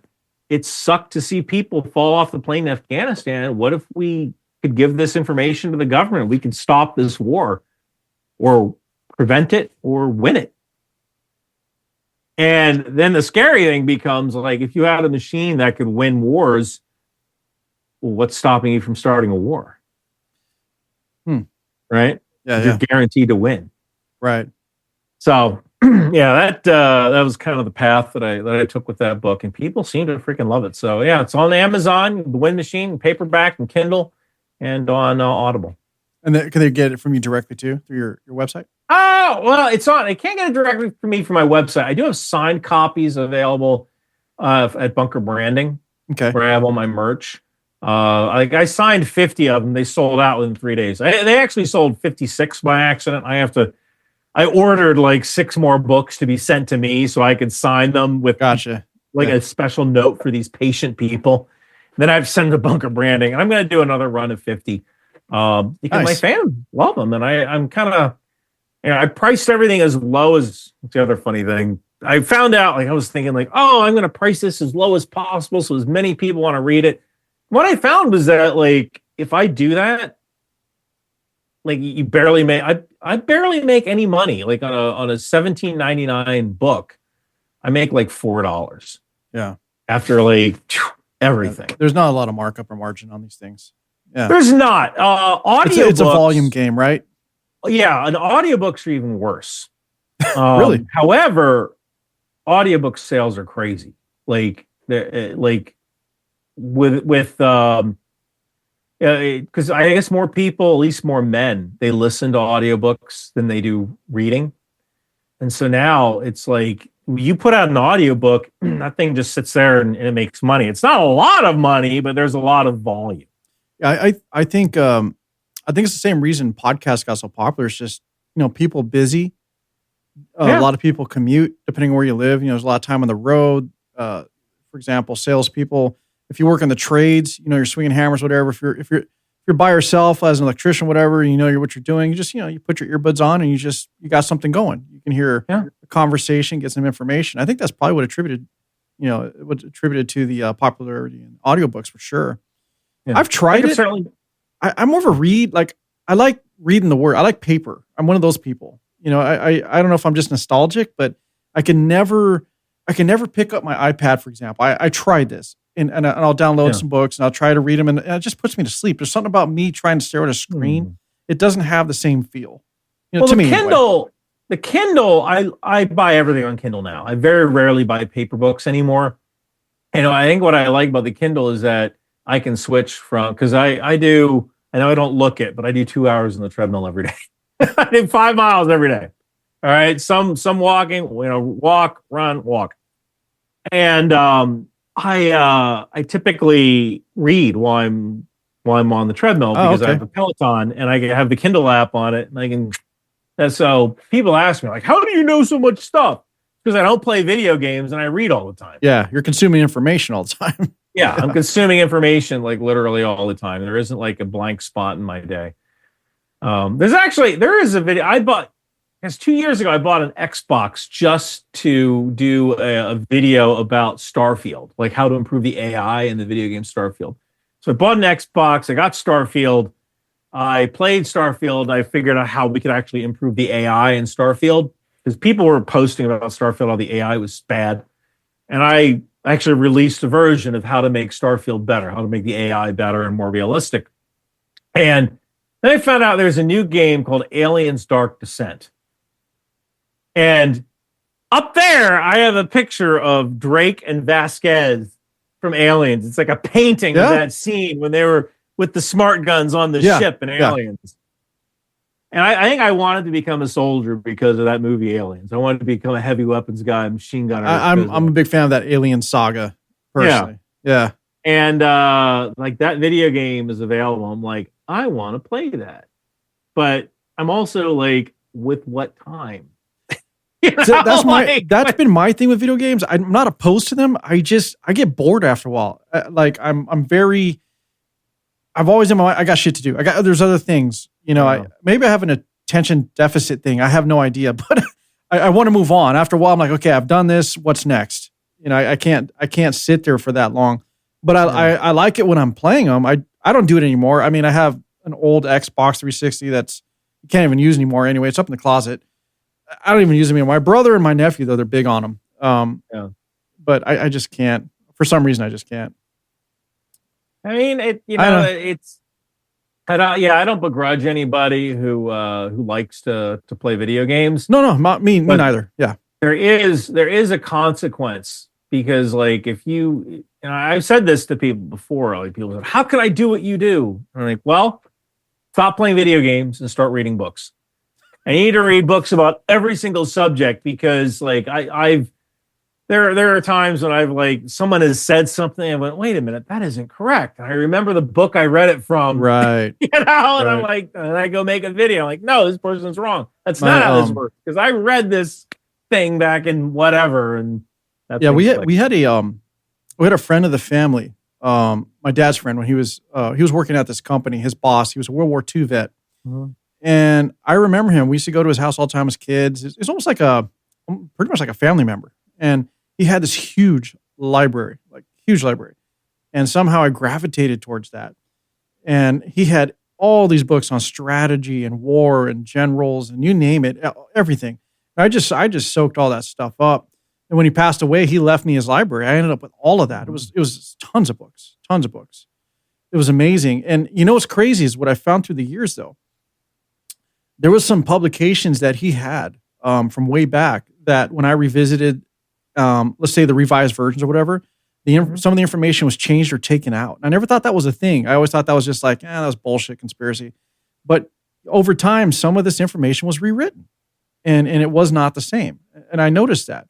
It was really, really weird. And this could be another rabbit hole we could dive down later, but I personally saw that and I was really shocked. I was like, wow, why would they change that? Why would they want to, alter that information?